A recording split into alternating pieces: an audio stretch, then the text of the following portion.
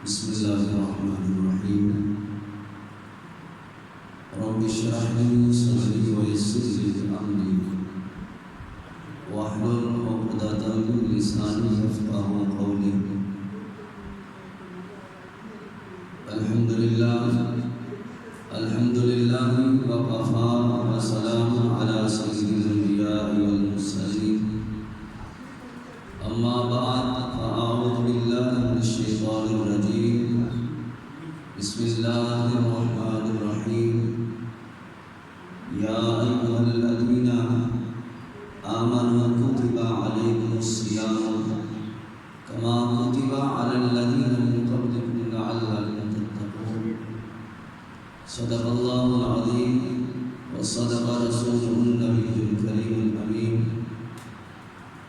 إن الله وملائكته يصلون على النبي يا أيها الذين آمنوا صلوا عليه وسلموا تسليما. درود پاک باواد مدد الصلاة والسلام عليك يا سيدي يا رسول الله وعلى آلك وأصحابك يا سيدي يا حبيب الله. الصلاة والسلام عليك يا سيدي يا نبي الله وعلى آلك وأصحابك يا سيدي يا نور الله. مولاي صل وسلم دائما أبدا على حبيبك خير الخلق كلهم. هو الحبيب الذي ترجى شفاعته لكل هول من الأحوال المقتحم.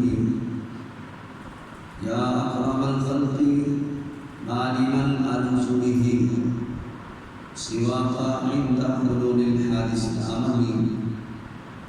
رب صل وسلم دائما أبدا على حبيبك خير الخلق كلهم.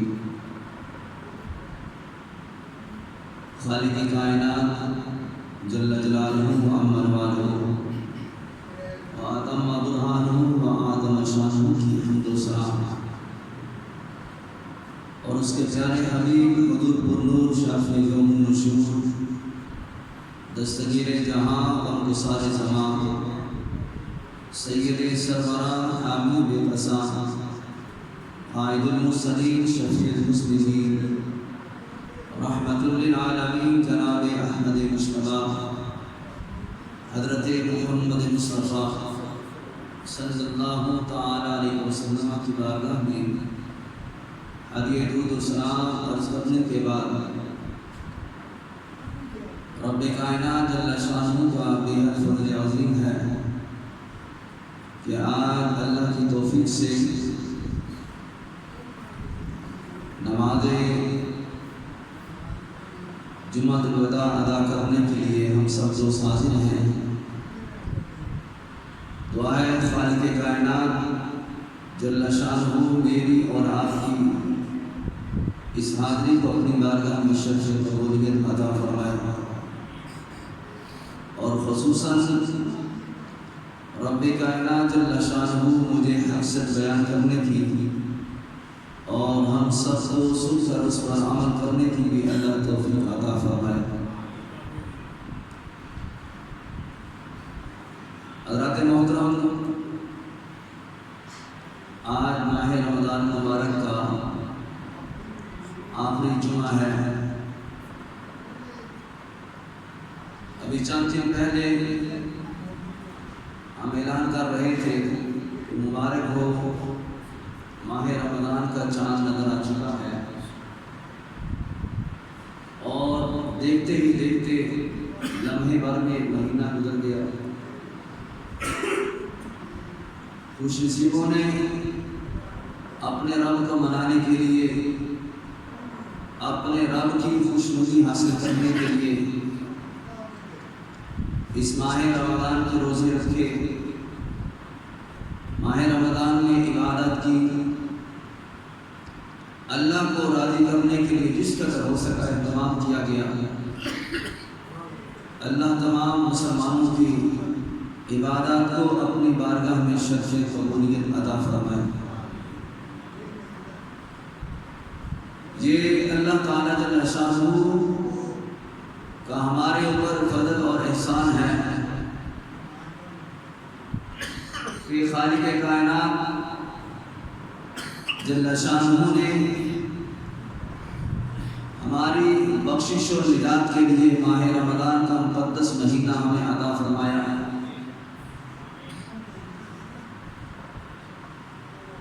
یہ وہ مقدس اور بابرکت مہینہ ہے جس کے بارے میں ہمارے آقا مولا حضرت محمد مصطفیٰ صلی اللہ تعالیٰ علیہ وسلم ارشاد فرماتے ہیں، اگر میری امت کو پتہ چل جائے کہ رمضان ہے کیا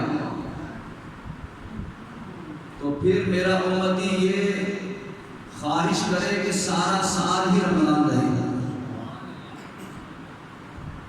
اس سے آپ بخوبی اندازہ کر سکتے ہیں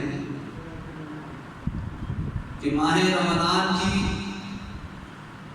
فضیلت کتنی ہے، اور اس میں جو کچھ اللہ اپنے محبوب کے غلاموں کو عطا فرماتا ہے اس کا ہم اندازہ نہیں کر سکتے ہیں۔ خوش نصیبوں نے ماہ رمضان میں رب کو راضی کرنے کے لیے جس قدر ہو سکا اس کی برکتیں حاصل کی۔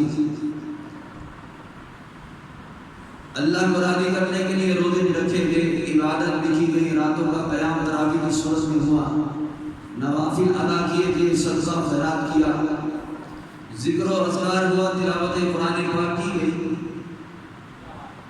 یہ تمام عبادت در حقیقت اپنی اصلاح کے لیے تھی۔ یہ تمام عبادت در حقیقت اپنی کامیابی کے لیے کی گئی۔ یہ تمام عبادت اس کا جو مین مقصد ہے، اللہ فرماتا ہے لعلکم تتقون، تاکہ تمہیں پرہیزگاری مل جائے۔ یعنی کہ یہ جو ماہ رمضان میں روزے رکھنا اور پنجگانہ نماز کے علاوہ بھی اللہ کی بارگاہ کے اندر سجدے کرنا، نماز عشاء کو عمومی طور پہ ادا کرتے ہیں، لیکن ماہ رمضان کی راتوں میں تراویح کی صورت میں 20 رکعتیں ادا کرنا، اور اس میں بھی طویل قیام اور اس میں تلاوت کلام پاک کا اہتمام ہونا، اور بندہ خوش دلی کے ساتھ اور اللہ کی بارگاہ میں سرخرو ہوتے ہوئے وہ جب نماز ادا کرتا ہے، اپنے رب کو راضی کرنے کے لیے اپنے مال میں سے زکوٰۃ ادا کرتا ہے، وہ فطرانہ ادا کرتا ہے، تو خالق کائنات جل شانہ ایسے بندوں کو پھر دلوں کی طہارت عطا فرماتا ہے، دلوں کی پاکیزگی نصیب ہوتی ہے۔ اللہ ایسے بندوں کو تقوی کی دولت سے نوازتا ہے۔ یعنی کہ اگر پہلے وہ بندہ عمل تھوڑا کرتا تھا، ماہ رمضان میں اس نے اپنے رب کو راضی کرنے کے لیے پہلے سے زیادہ عبادت کرنا شروع کر دی، تو پھر جب ماہ رمضان مکمل ہوتا ہے تو پھر اللہ پاک جل شانہ ایسے بندے کو اپنی بارگاہ سے تقویٰ اور پرہیزگاری کی نعمت عطا فرماتا ہے۔ ایسا تقویٰ جو بندے کے دل کو بھی پاک کرتا ہے، اس کی روح کو بھی پاک کرتا ہے، اس کے اعمال کو بھی پاک کرتا ہے، اس کے کردار کو بھی پاک کرتا ہے، اس کی گفتار کو بھی پاک کرتا ہے۔ ایسا تقویٰ، ایسی پرہیزگاری کہ جو بندے کے حلیے سے، بندے کے ظاہری عمل سے نظر آتی ہے کہ یہ وہ مقدس بندہ ہے، یہ وہ مقدس مسلمان مومن ہے جو رمضان سے پہلے اس کی حالت عبادت کی ایسی تھی کبھی نماز پڑھتا تھا کبھی چھوڑ دیتا تھا، نوافل بھی کثرت سے نہیں پڑھتا تھا، قرآن بھی کبھی کبھی پڑھتا تھا، صدقہ خیرات بھی اتنا زیادہ نہیں کرتا تھا، لیکن اس بندے نے اپنے آپ کو ماہ رمضان کے اندر اپنے رب کی رضا حاصل کرنے کے لیے عبادات کے اندر اتنا مگن کر لیا کہ رب تعالیٰ جل شانہ نے اس بندے کی عبادت کو قبول فرما کے اب بقیہ زندگی کے لیے اس کو اپنی عبادت کے لیے پسند فرما لیا ہے۔ جو بندہ اپنے رب کی عبادت کرے، اپنے رب کی رضا حاصل کرنے کے لیے روزے رکھتا ہے، تلاوت کلام پاک کرے، ذکر و اذکار کرے، راتوں کے لمبے لمبے قیام ہو، راتوں کو اٹھ کے آنسو بہا کے توبہ استغفار کی صورت میں اپنے رب کو بندہ جب مناتا ہے اور ماہ رمضان کے جب آخری لمحات آتے ہیں، یہ رمضان جب گزر رہا ہوتا ہے، پھر اس کے بعد وہ بندہ اگر تو وہ پہلے جیسا نہ رہے، اس کی طبیعت بدل گئی، اس کا کردار بدل گیا، اس کا اخلاق بدل گیا، اس کا بیٹھنے اٹھنے کا طریقہ بدل گیا، اس کا انداز عبادت بدل گیا اور پہلے سے بڑھ کے عبادت کرتا ہے، پہلے سے بڑھ کے حسن اخلاق کا بہتر بن گیا ہے، تو پھر ایسے بندے کو مبارک ہو کہ اللہ نے ماہ رمضان میں کی ہوئی عبادت اپنی بارگاہ میں قبول فرما لی ہے۔ چونکہ ہمارے بزرگوں نے یہ بات کو واضح طور پہ لکھا ہے کہ جو بندہ عبادت کرتا ہے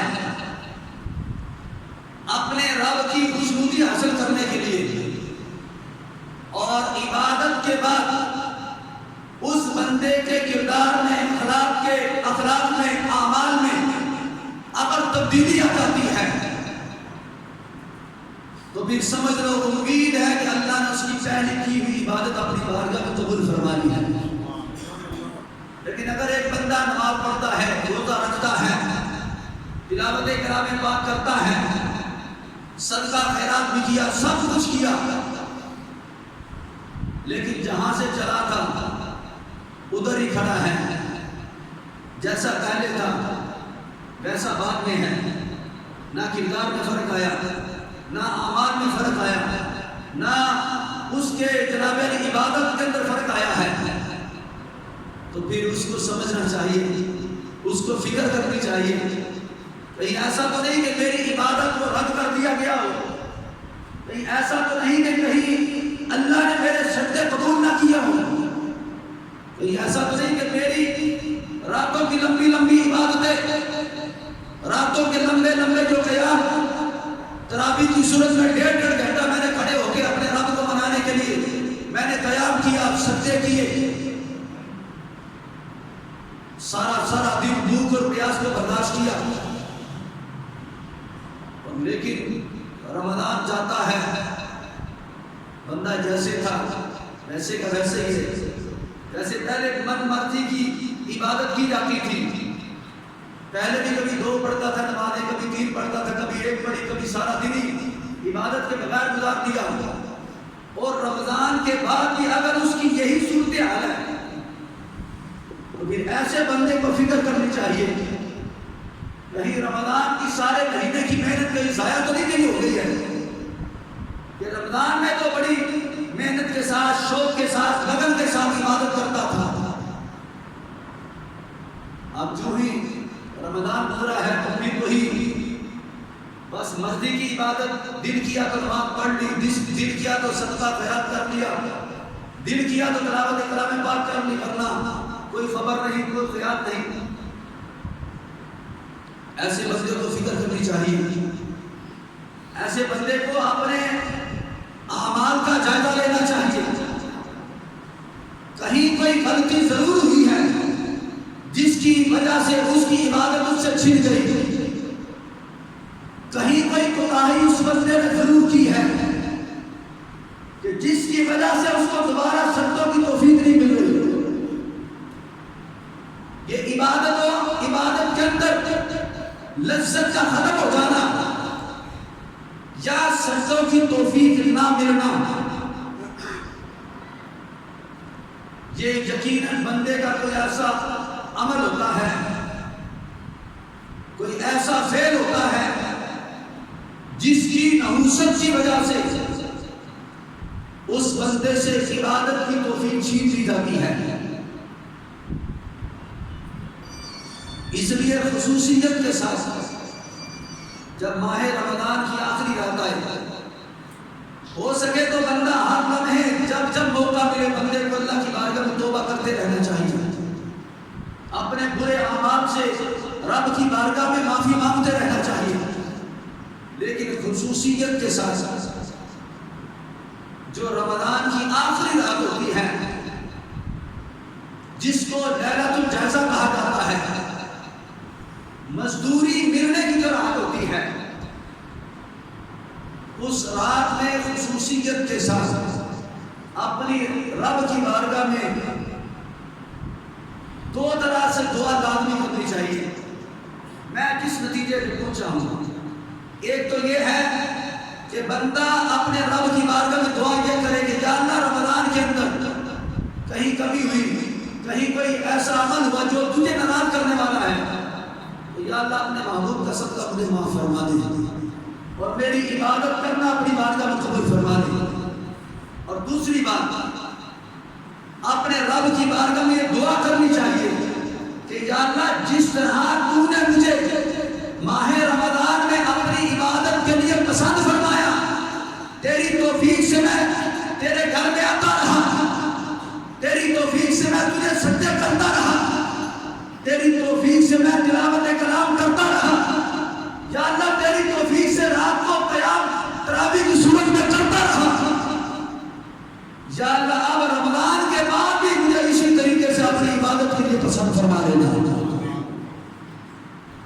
اگر یہ دو دعائیں ہماری لیلۃ الجائزہ یہ مقدس رات کے اندر اگر قبول ہو گئی، انشاءاللہ تعالیٰ پھر بقیہ زندگی جو ہے وہ ہماری ضائع نہیں جائے گی، بقیہ زندگی رب تعالیٰ جل شانہ کی رضا مندی کے کاموں کے اندر گزر گی. لیکن اس کے لیے بندے کے دل کے اندر تڑپ ہونی چاہیے، بندے کے دل کے اندر یہ تمنا ہونی چاہیے اور یہ چاہت کرے، رب کی بارگاہ میں دعا کرے، رب سے سجدوں کی توفیق مانگے. کہ یہ نہ ہو کہ لیلۃ الجائزہ جیسے مقدس رات ہم بازاروں کی نظر کر دیں، ہم شاپنگ سینٹروں میں جا کے یہ مقدس رات کو کہیں ضائع نہ کر دیں. اور ہمارے معاشرے کا یہ المیہ ہے کہ یہ لیلۃ الجائزہ جو مقدس رات رب نے ہمیں بطور عبادت کی اجرت عطا فرمانے کے لیے جو عطا کی ہے، ہمارے اکثر مسلمان اس رات کو بازاروں کی نظر کر دیتے ہیں.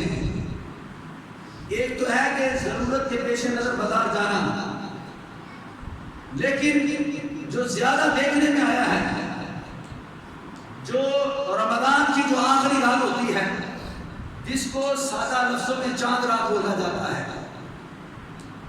چونکہ لیلۃ الجائزہ کے نام سے ہر بندہ واقف نہیں ہے، جس کو سادہ لفظوں میں چاند رات بولا جاتا ہے، یہ رات عمومی طور پہ بغیر کسی وجہ کے بازاروں کی نظر ہو جاتی ہے. ایک تو ہے کہ بندہ ماہ رمضان میں دن کے ٹائم بڑا مصروف رہا، وقت نہ مل سکا تو بچوں کے لیے کوئی انتظام نہ کر سکا یا اپنے لیے کوئی انتظام نہ کر سکا کہ صبح عید ہے اور اس کے لیے کوئی نیا لباس یا کوئی ایسی چیز جو ضرورت کی ہے وہ خریدنی ہے، تو وہ تو بندہ ضرورت کے تحت چلو بازار جاتا ہے اور صرف اسی مقصد کے لیے جاتا ہے اور وہ اپنا مقصد پانے کے بعد واپس لوٹ آتا ہے. لیکن کتنے ہمارے مسلمان بھائی ایسے ہیں جو بلا وجہ بازاروں میں کھڑے ہوتے ہیں، دکانوں میں جاتے ہیں بلا وجہ، جس کا کوئی مقصد نہیں ہوتا ہے، اور لوگوں نے اس کو اپنا مقصد صرف حاصل بنا لیا۔ آج معاشرے کے اندر وہ مسلمان بیٹا، وہ مسلمان نوجوان، وہ ہماری مسلمان بہن بیٹی جو عمومی طور پہ ماہ رمضان میں زیادہ وقت عبادت میں گزارا گیا، زیادہ وقت اپنے رب کو راضی کرنے میں گزارا گیا، لیکن وہ بھی چاند رات کو بازاروں کی نظر ہوئے ہوتے ہیں، اور نہ چاہتے ہوئے یہ مقدس جو لمحات ہوتے ہیں، جو بابرکت لمحات ہوتے ہیں، جو رب سے اپنی عبادت کی اجرت حاصل کرنے کے جو لمحات ہوتے ہیں، بغیر وجہ کے اس کو بازاروں کی نظر کیا جاتا ہے۔ اس کی اتنی فضیلت بیان کی گئی کہ صحابہ نے جہاں تک پوچھا کہ کیا حضور یہی لیلۃ القدر کی رات ہے؟ فرمایا لیلۃ القدر علیحدہ سے ہے، ہاں ہو سکتا ہے یہ بھی آخری رات لیلۃ القدر ہو، چونکہ لیلۃ القدر جو ہے وہ راتیں بدل بدل کے اللہ عطا فرماتا ہے، تاکہ بندے بار بار لیلۃ القدر کو تلاش کرنے کے لیے رب کی بارگاہ میں کوشش کرتے رہے، عبادت کرتے رہے۔ تو فرمایا گیا کیا لیلۃ القدر کی یہ رات ہے؟ فرمایا نہیں، لیلۃ القدر علیحدہ سے ہے، لیلۃ الجائزہ علیحدہ سے ہے۔ لیلۃ الجائزہ جو ہے یہ اجرت ملنے کی رات ہے۔ ایک بندہ سارا مہینہ مزدوری کرتا ہے، محنت کرتا ہے، کون سی مزدوری، کون سی محنت؟ رب کی عبادت والی مزدوری، رب کو سجدوں والی مزدوری، رب تعالیٰ کو راضی کرنے والی عبادت جو کی جاتی ہے، اب اس کی اجرت ملنے کی رات آتی ہے۔ جیسے ایک بندہ پورا مہینہ کام کرتا ہے تو مہینے کے آخر میں پھر وہ بندہ طلبگار ہوتا ہے اپنے مالک سے، جبھی میں نے پورا مہینہ میں نے محنت کی ہے، میری اجرت مجھے دی جائے۔ بندہ اپنے مالک سے اجرت لیتا ہے، اگر اس نے کام اچھے طریقے سے کیا ہو، مالک اس سے راضی ہو، تو جو مہینہ طے ہوتا ہے وہ بھی ملتا ہے، اور جب مالک راضی ہو جائے تو اس کا جتنا دل کرتا ہے اوپر بونس بھی عطا فرما دیتا ہے۔ یعنی ایسے ہوتا ہے ایسے۔ تو فرمایا جب بندہ اپنے رب کو راضی کرنے کے لیے پورا مہینہ اس نے گزارا، اور اب اجرت ملنے کی رات آئی ہے، لیلۃ الجائزہ رب نے عطا فرمائی ہے، جس کو چاند رات کہا جاتا ہے، اب رب تعالیٰ اجرت عطا فرما رہا ہے، عبادت کا صلہ عطا فرما رہا ہے، عبادت میں نیکی عطا فرما رہا ہے، اور یہ بندہ مومن کیسا ہے؟ بازاروں کی نظر ہو چکا ہے، اور بازاروں میں گھوم رہا ہے، بغیر مقصد کے دکانوں میں جا کے اور اپنا وقت ضائع کر کے اپنی جو سارے مہینے کی جو محنت کی مزدوری ہے اس کو ضائع کر رہا ہوتا ہے۔ یہ اس لیے ہوتا ہے کہ کچھ نہ کچھ کبھی کوئی ایسی کوتاہی ہم سے ہو چکی ہوتی ہے جس کی نحوست کی بنا پہ بندہ بھی ایسے مقدس لمحات سے محروم کر دیا جاتا ہے۔ ہمارے نبی علیہ السلام نے اس ماہ رمضان کے بارے میں بہت کچھ بیان کیا۔ ایک حدیث ہمیں جوڑنے کے لیے، ایک ہمارے نبی علیہ السلام کا فرمان ہمیں جگانے کے لیے، ہماری اصلاح کرنے کے لیے میں آپ کے سامنے پیش کر رہا ہوں۔ میرے اور آپ کے آقا مولا حضرت محمد مصطفیٰ صلی اللہ علیہ وسلم، جس کو ہمارے رب نے ہمارے لیے رحمت بنا کے بھیجا ہے، جن کے بارے میں رب خود قرآن میں ارشاد فرماتا ہے وَمَا أَرْسَلْنَاكَ إِلَّا رَحْمَةً لِلْعَالَمِينَ، اے محبوب علیہ السلام، ہم نے نہیں بھیجا آپ کو مگر تمام جہانوں کے لیے رحمت بنا کر۔ اب آپ اندازہ کر سکتے ہیں کہ وہ تو امتیوں کے لیے رحمت ہی رحمت ہے، وہ تو ہمارے لیے کرم ہی کرم ہے، لیکن رحمت ہونے کے باوجود، ہمارے لیے رب کا فضل ہونے کے باوجود، دیکھیں کیا ہوا مسجد نبوی شریف کا ماحول ہے، صحابہ بیٹھے ہیں اور میرے نبی علیہ السلام مسجد نبوی شریف میں داخل ہوئے ہیں۔ کیا ہوا؟ آپ اپنے منبر پر تشریف فرما ہونے لگے ہیں اور پہلا قدم آپ نے اپنے منبر پہ رکھا ہے تو آپ نے فرمایا آمین۔ اب صحابہ سن رہے ہیں، بظاہر کوئی دعا نہیں کی گئی، کوئی ایسی بات ظاہر نہیں ہوئی کہ جس پہ آمین بولا جائے۔ اب حضور فرماتے ہیں آمین، دوسری سیڑھی پہ قدم رکھا ہے، آپ نے پھر یہی ارشاد فرمایا آمین، پھر تیسری سیڑھی پہ آپ نے قدم رکھا ہے، آپ نے پھر فرمایا آمین۔ اس کے بعد آپ بیٹھ گئے، صحابہ کو بات فرما رہے ہیں، خطاب ہوا، جو درس و بیان ہوا صحابہ نے سنا۔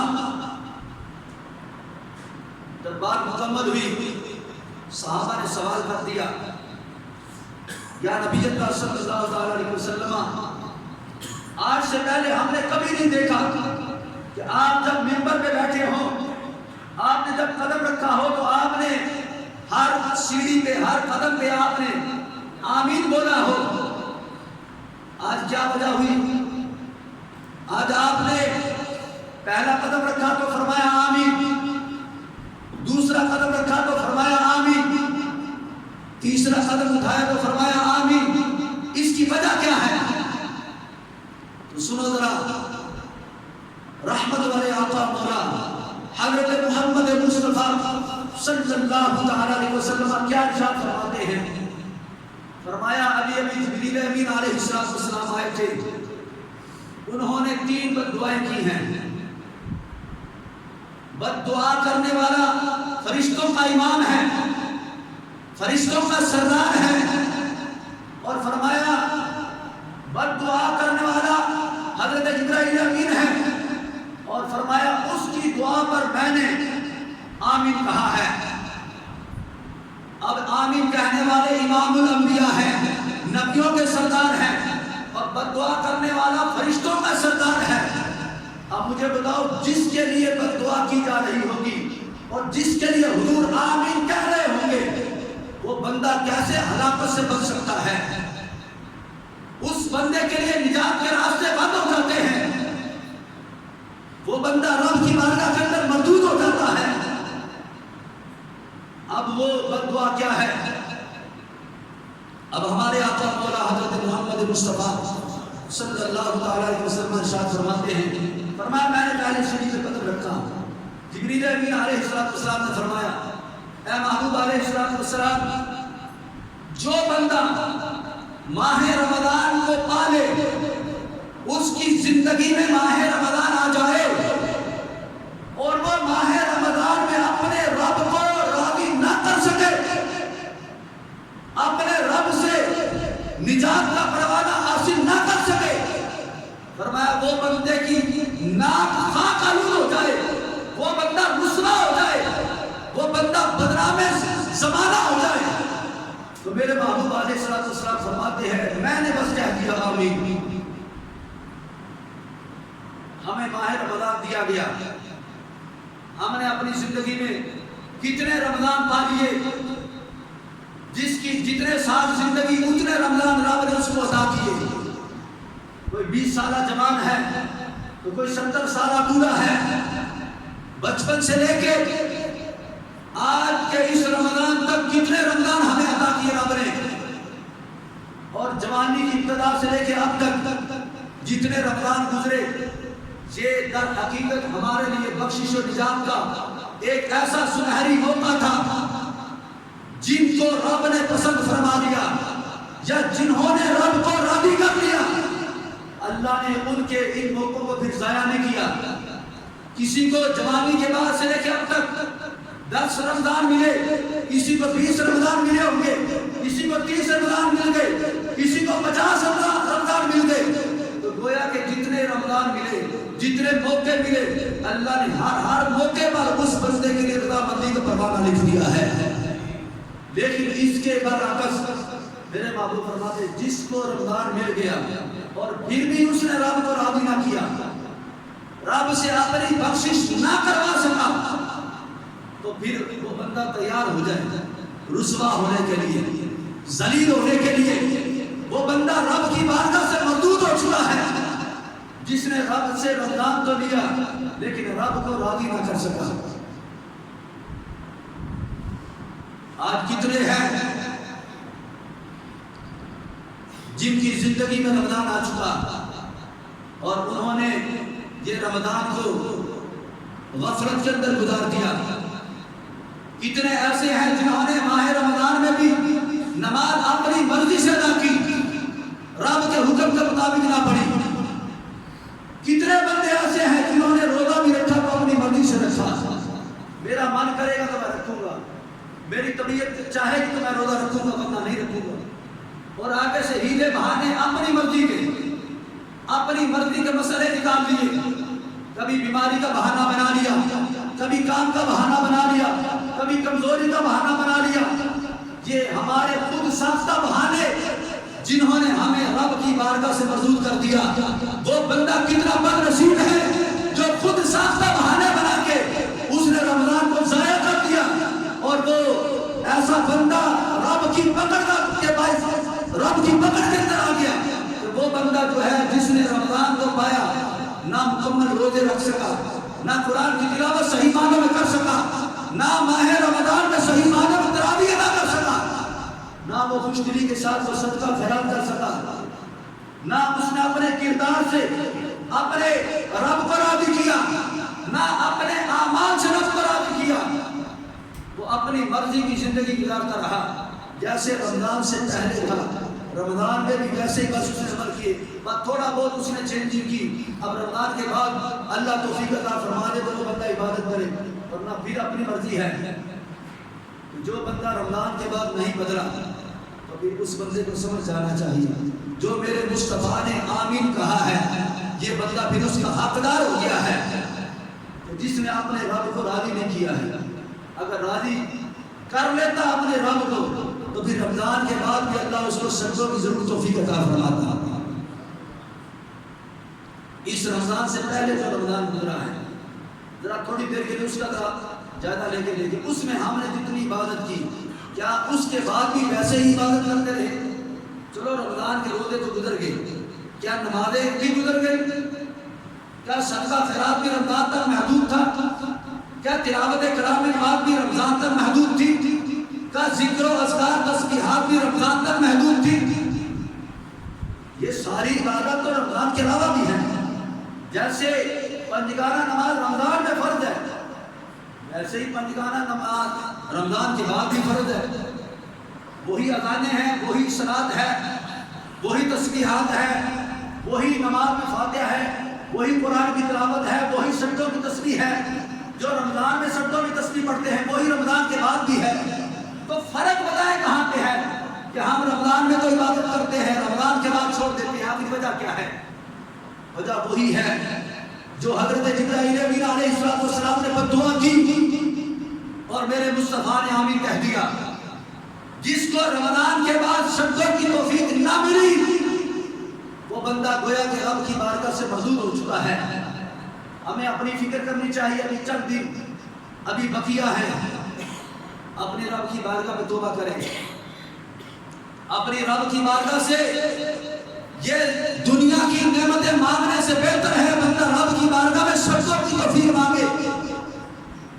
یہ دنیا کی نعمتیں اللہ غیروں کو بھی تو عطا فرماتا ہے جو رب کو بھی رب مانگتے ہیں۔ اللہ کافروں کو بھی عطا فرماتا ہے، اللہ ظالموں کو بھی عطا فرماتا ہے۔ یہ دنیا کی دولت، یہ دنیا کی رنگینیاں رب تعالیٰ سب کو عطا فرماتا ہے۔ ہمیں رب سے کیا مانگنا چاہیے؟ ہمیں اپنے رب سے اسی طریقے سے عبادت کی توفیق مانگے، اس سے بڑھ کے عبادت کی توفیق مانگے جس طرح ماہ رمضان میں ہم رب کی عبادت کے لیے مسجدوں میں شوق کے ساتھ آتے ہیں۔ چاہے دکان پہ چار گاہک کھڑے ہیں، ٹھیک ہے جی نماز کا ٹائم ہو گیا، چلو آپ بھی نماز پڑھ لیں، میں بھی نماز پڑھنے کا۔ فیکٹری ہے تو اس کو تالا لگائے، کیا ہے جی نماز کا وقت ہو گیا، نماز پڑھنے جا رہے ہیں۔ کیا مالک، کیا جناب علی گھر کر ہر بندہ عبادت کے لیے کوشش کرتا ہے۔ آخر رمضان کے بعد ہمیں کیا ہو جاتا ہے؟ آخر کیا وجہ ہے کہ ہم رمضان کے بعد پھر نمازیں چھوڑ دیتے ہیں؟ پھر قرآن پڑھنا چھوڑ دیتے ہیں، پھر مسجدیں خالی ہو جاتی ہیں، پھر مسجدیں ویران کرنے میں ہم اپنا پورا کردار ادا کرتے ہیں۔ آخر وجہ کیا ہے؟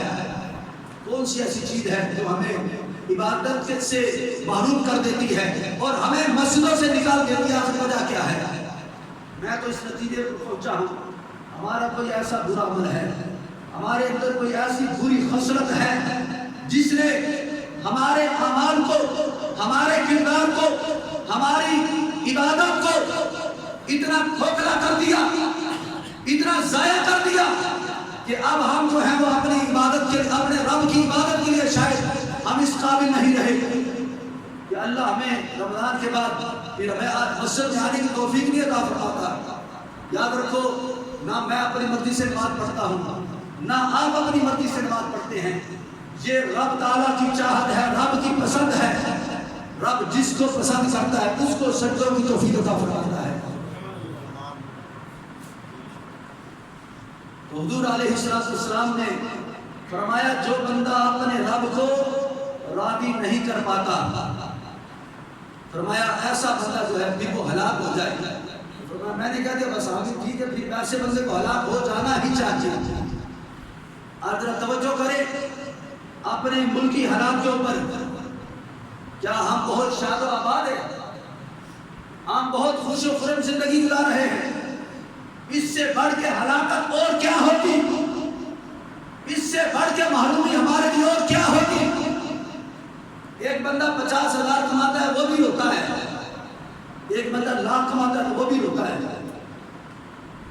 ایک بندہ جناب 2 لاکھ کماتا ہے تو وہ بھی کہتا میرے خرچے پورے نہیں ہوتے ہیں۔ آخر وجہ کیا ہے؟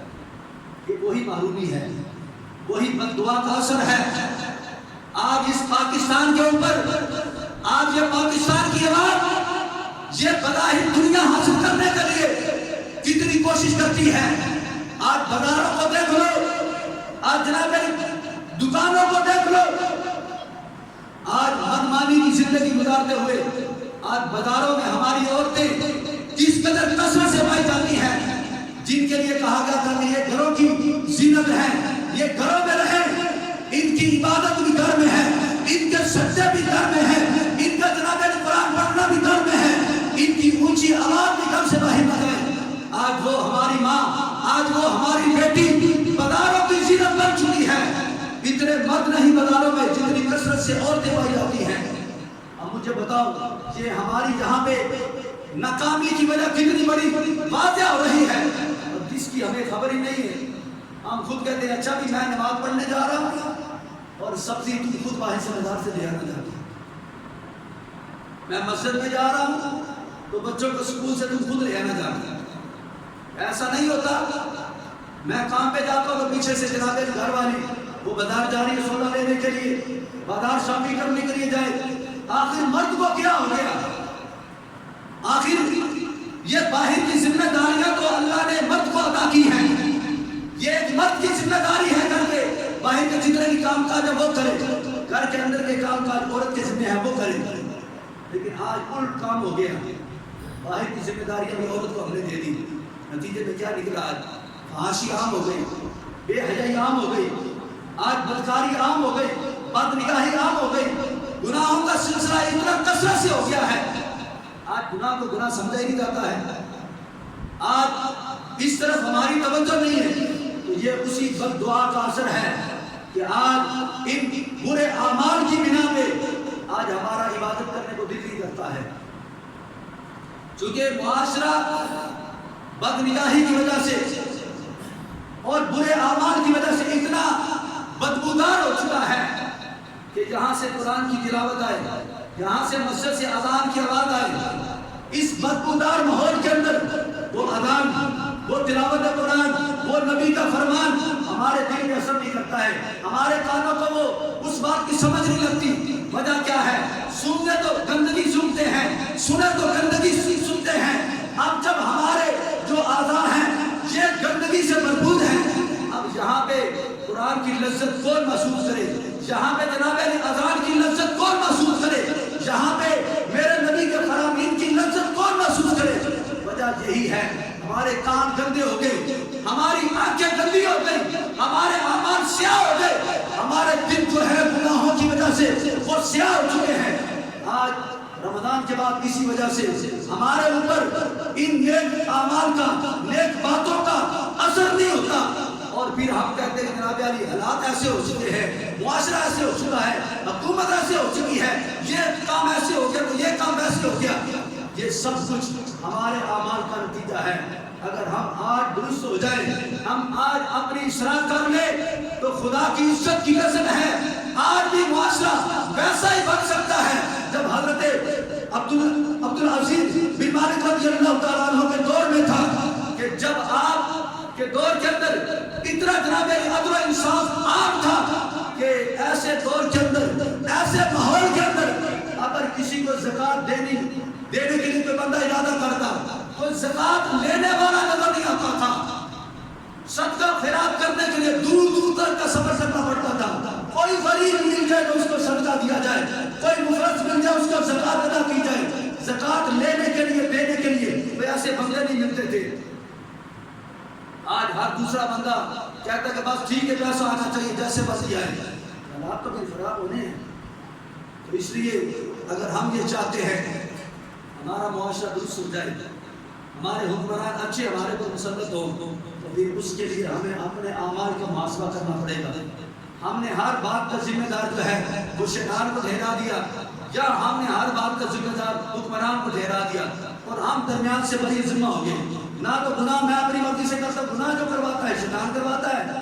اور جو کچھ ہو رہا ہے معاشرے کے اندر، مہنگائی ہو رہی ہے، جو کچھ بھی ہو رہا ہے، یہ جو تنگدستیاں ہیں، یہ جو برے حالات پیدا ہو رہے ہیں جو کہ یہ حکومت کر رہی ہے، چونکہ میں تو درمیان میں بڑا معصوم ہوں، میرا تو قصور کوئی نہیں ہے، میرا تو جرم کوئی نہیں ہے، لہذا ادھر سے شیطان مجھے دبا رہا ہے، ادھر سے حکمران مجھے دبا رہا ہے، تو میں بے قصورہ مارا جا رہا ہوں، تو میرا تو کوئی قصور نہیں ہے. تو بندہ پھر ہائے ہائے کرتا ہے، ہائے ہائے کر کے وہ زندگی گزار رہا ہوتا ہے. ایسے بندے کو ہائے ہائے کرنی چاہیے، اس لیے کہ اس بندے نے جو تمہارے لیے رب نے رحمت والا راستہ بنایا تھا، تو نے اس راستے کو چھوڑ دیا. جو رب نے تمہارے لیے رحمت والے محبوب تمہیں عطا فرمائے، تو نے اپنے محبوب کے طریقے کو چھوڑ کے تو نے یہودیوں کا طریقے کو بنایا، تو نے عیسائیوں کا طریقے کو بنا لیا، اور رب سے ہر نعمت کا طلبگار ہے. رب نے پھر بھی تمہارے اوپر کرم کیا، تجھے ماہ رمضان کا مہینہ دیا تھا، فرمایا تاکہ تمہیں پرہیزگاری مل جائے، تم پاک اور صاف ہو جاؤ، تم ستھرے ہو جاؤ، تم نیک بن جاؤ. لیکن افسوس آج ہم نے رمضان بھی لے لیا اور رمضان گزر رہا ہے، 2-4 دن بقیہ ہے، اور لوگ وہی اسی نظر میں، اسی انداز میں کوئی سلسلہ چل رہا ہے، اور پھر رمضان کے بعد پھر وہی گلے شکایتیں ہوتی ہیں کہ جناب ایسے حالات ہو گئے تو ویسے ہو گئے. اگر ہم یہ چاہتے ہیں ہمارے حالات بہتر ہو جائیں، اس کے لیے اپنے آپ کو بہتر کرنا. آپ چاہتے ہیں آپ کے گھر میں دینی ماحول بن جائے، آپ خود دیندار بن جاؤ. آپ کہتے ہیں آپ کے گھر میں قرآن پڑھا جائے، تو پھر آپ خود قرآن پڑھو. آپ کہتے ہیں کہ آپ کے جناب علی گھر کے اندر ہماری بہن بیٹی پردہ کرے، تو پھر آپ اپنی نظروں پہ پردہ ڈال دو. کسی کی بیٹی کو، کسی کی ماں کو مت بری نگاہ سے دیکھو. جو گندی نگاہ تم کسی کو پر ڈالو گے، وہ گندی نگاہ پلٹ کے تمہارے گھر میں لوٹ کے آئے گی. یہ مت خیال کرو کہ جناب جو گند میں کر رہا ہوں وہ میں اس سے، میرا گھر اس سے بچا رہے گا. ایسا نہیں ہو سکتا ہے. جو عمل تو کرے گا اس کا تمہیں جو ہے وہ خمیازہ بھگتنا پڑے گا. جو نگاہ تو کسی کو اگر گندی ڈالے گا، وہ نگاہ پلٹ کے بھی تیرے گھر کے اندر بھی لوٹ کے آئے گی. اس واسطے بے شک شیطان جو ہے وہ بھی ہمارا دشمن ہے. دوسرے نمبر پہ نفس ہمارا ہے جو ہمیں برائیوں کی طرف لے کے جاتا ہے، یہ بھی ہمارا دشمن ہے. لیکن یہ یاد رکھو ہمارا دشمن اتنا طاقتور نہیں ہے جتنا طاقتور ہمارا دوست ہے. جتنا طاقتور رب نے ہمیں اپنا محبوب عطا فرمایا ہے، اتنی طاقت رب نے شیطان کو نہیں عطا فرمائی جتنی طاقت رب نے ہمارے محبوب کو عطا فرمائی ہے. لیکن اس کے لیے سمجھنے کی ضرورت ہے، اس کے لیے اپنے اعمال کی اصلاح کی ضرورت ہے. دیکھیں 2 راستے ہیں، ایک راستہ شیطانی ہے اور ایک راستہ سنت مصطفیٰ والا ہے. ایک راستے میں شیطان ہے اور ایک راستے میں حضور علیہ السلام کی سنت ہے. یوں کہہ لیں حضور علیہ السلام کا طریقہ ہے حضور علیہ السلام کی ذات مبارکہ ہے، اب یہ تیری مرضی ہے، تو کون سا طریقہ اختیار کرتا ہے؟ اگر شیطانی راستے پہ جائے گا تو ظاہری بات ہے اس کے بعد تجھے فائدہ نہیں ہوگا۔ بھائی زہر کھانے سے کوئی بندہ کہے مجھے پرسکون نیند آ جائے، ایسا ممکن نہیں، ایسا ہو نہیں سکتا ہے۔ جو اپنی طبیعت کے خلاف اگر آپ کو ٹیبلٹ بھی کھا لے وہ بھی آپ کو کچھ وقت کے لیے جو ہے وہ بے سکون کر دیتی ہے، اور شیطان تو ہے ہی تمہارا کھلا دشمن، فَلَا تَتَّبِعُوا خُطُوَاتِ الشَّيْطَانِ، فرمایا یہ تو تمہارا کھلا دشمن ہے۔ تو اس واسطے رمضان رب نے ہمیں عطا فرمایا کہ بقیہ جو زندگی ہے اگر تو نے رب کو ناراض کیا، شیطان کی پیروی کے اندر وقت گزارتے رہے، تو فرمایا آ جاؤ پلٹ کے رمضان دے رہا ہوں، اس میں میری عبادت کرو، مجھے راضی کر لو، میری بندگی کر لو، میری عبادت کر لو، تو نتیجہ کیا نکلے گا؟ فرمایا لعلکم تتقون، اللہ تمہیں پھر پرہیزگاری عطا فرما دے گا، اللہ تمہیں تقوی کا مالک بنا دے گا۔ لیکن یہ اسی صورت میں ہوگا جو عبادت ہم نے کی ہے یا جو ابھی تک عبادت نہیں کر سکے ان کو بھی سوچنا چاہیے۔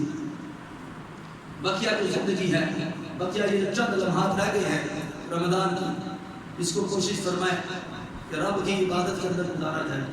وہ بھی تو خوش نصیب ہے نا جنہوں نے سب کچھ چھوڑا اور رب کی رضا کے لیے وہ مسجد میں اعتکاف کر رہے ہیں، وہ بھی تو بندے ہی ہیں، وہ بھی تو اسی معاشرے کا فرد ہیں، ہم بھی اسی معاشرے میں رہتے ہیں، وہ بھی گھر میں بیوی بچے ہیں، ان کے ساتھ ان کی فیملی ہے، ان کے دوست ہے، ان کے جناب کاروبار ہے، بزنس ہے، نوکری ہے، سب کچھ چھوڑ کے رب کو راضی کرنے کے لیے 10 دن کے لیے مسجد کے اندر وہ تیار ہو کے بیٹھ گئے۔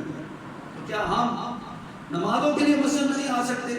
نماز پڑھ لی ٹھیک ہے واپس چل جاؤ، کوئی بات نہیں، کوئی پابندی نہیں، جا کے اپنا کام کرو، کاروبار کرو، بزنس کرو، جو مرضی رزق کی حلال کماؤ، اللہ تمہیں خود اختیار دیتا ہے۔ لیکن فرمایا جو ہی تمہاری کان میں حی علی الصلاۃ کی آواز آ جائے کہ چھوڑ دو کام، اب رب کا حق ہے، اب رب کی عبادت کرنی ہے۔ تو اگر تو یہ توفیق مل رہی ہے اور ملتی رہے، دعا فرمائے اللہ کرے ایسا ہو جائے، پھر رب کا شکر ہے کہ اللہ نے ہماری عبادت کو قبول فرما لیا۔ لیکن اگر کوئی بندہ رمضان کے بعد اس عبادت سے محروم ہو جاتا ہے تو پھر اس کو فکر کرنی چاہیے، کچھ نہ کچھ کوئی نہ کوئی ایسی غلطی ہو چکی ہے جس کی جنا پہ سجدوں کی توفیق چھن گئی ہے۔ اللہ کی بارگاہ میں توبہ کرے اور آنے والے لمحات کے اندر اپنے رب کو منانے کے لیے جتنا ہو سکتا ہے کوشش کرے، تاکہ جو ہے وہ اللہ تعالیٰ جل شانہ عبادت کے بعد بھی ہمیں بھرپور طریقے سے اپنی عبادت کے اللہ توفیق عطا فرمائے۔ حضرات محترم، انشاءاللہ تعالیٰ ہر سال کی طرح جس طرح آپ کو پتہ ہے کہ ہر اہل سنت کی مساجد میں الحمدللہ تقریباً 27 شب کو تکمیل قرآن کی محافل کا اہتمام کیا جاتا ہے، جس کو عمومی طور پہ لیلۃ القدر بھی کہا جاتا ہے۔ تو انشاءاللہ تعالیٰ کل برود افطار بعد نماز عشاء و تراویح کے بعد انشاءاللہ تعالیٰ تکمیل قرآن کے سلسلے میں نافع پاک کا اہتمام کیا گیا ہے، جو رات کو لیلۃ القدر بھی کہا جاتا ہے۔ تو تمام دوستوں سے گزارش ہے اس میں کوشش فرمائیں، ضرور شرکت فرمائیں۔ الحمدللہ آپ کو پتہ ہے کہ ماہ رمضان میں تراویحوں میں جو حفاظ ہوتے ہیں بڑی محنت کر کے مصلی پہ آتے ہیں اور پھر قرآن سنایا جاتا ہے، اور انشاءاللہ تعالیٰ کل جو ہے نماز تراویح کی صورت میں جو ہے وہ قرآن پاک مکمل ہوگا۔ تو کوشش فرمائیں تمام دوست اس تقریب میں ضرور شرکت فرمائیں۔ جب قرآن پاک مکمل ہوتا ہے ہمارے بزرگ فرماتے ہیں تو اس وقت جو دعا کی جاتی ہے اللہ پاک جل شانہ اس دعا کو قبول فرماتا ہے۔ یہ تکمیل قرآن پاک بھی ہے، لیلۃ القدر بھی ہے، اور یہ تراویح کی جو ہے وہ ایک خصوصی نشست ہوگی، خصوصی محفل پاک ہوگی۔ میں امید کرتا ہوں جن دوستوں کے پاس وقت ہو وہ ضرور شرکت فرمائیں، جو دور دراز سے ہیں وہ جہاں ان کو موقع میسر آ جائے وہاں بھی وہ عبادت کریں، اور جو ہمارے قرب و جوار میں جو ہمارے محلے دار ہیں، جو ہمارے قریب رہتے ہیں، جو بآسانی آ سکتے ہیں، میں ان کو پرزور دعوت دیتا ہوں کہ وہ کل نماز عشاء ہمارے ساتھ جماعت ادا کریں، نماز تراویح، اور اس کے بعد انشاءاللہ تعالیٰ قرآن پاک مکمل ہوگا، پھر اس کے بعد انشاءاللہ تعالیٰ مختصر محفل پاک ہوگی، اور اس کے بعد پھر دعا کریں گے، اور دعا یہ خصوصی کریں گے کہ یا اللہ جس طرح ماہ رمضان میں تو نے ہمیں اپنی عبادت کے لیے پسند فرمایا ہے، اسی طرح بقیہ زندگی میں بھی ہمیں اپنی عبادت کے لیے پسند فرما لے. اللہ تعالیٰ مجھے اور آپ سب کو خبر کی سمجھ سے توفیق عطا فرمائے. آمین بجاہ نبی صلی اللہ علیہ وسلم.